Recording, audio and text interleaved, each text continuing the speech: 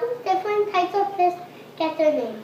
Hey Jackson, great question. My friend Thomas can answer that. Well, Jackson, fish have two different types of names. They've got scientific names given to them by scientists, and then they have common names, which is the names we usually use when we're talking about fish with aquariums. So for instance, a common name is the name guppy. Guppies are guppies, but that's their common name.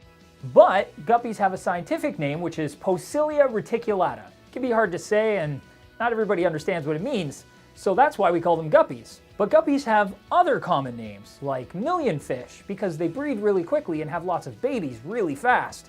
And also rainbow fish, because they're really pretty and colorful. So fish usually get their common names by how they look or how they behave. And that's how we name them. How do fish breathe underwater? Thanks, Al. Fish breathe underwater using their gills. Gills are like the fishy version of lungs. We use our lungs to breathe, they have their gills. And they breathe by passing water over their gills by opening and closing their mouths, just like we breathe in and out.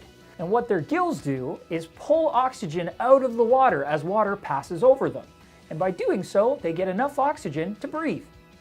What's the best food to feed my guppies? Well, Jackson, your guppies are omnivores, which means they like to eat both plants and small prey items. What you want to feed them is just a well-balanced tropical flake food that's going to give them a little bit of everything. They do like a treat every once in a while, so feel free to give them something like brine shrimp or daphnia or bloodworms. You rock, Cal! No Jackson, you rock. Tell your guppies I say glub glub. Jackson, thank you so much for sending in your awesome questions. If anybody else out there has any questions about their fish or reptiles or any other pet, feel free to take a video of yourself asking those questions and send them in to us on either Twitter or Facebook, and you might just be featured in one of our next videos.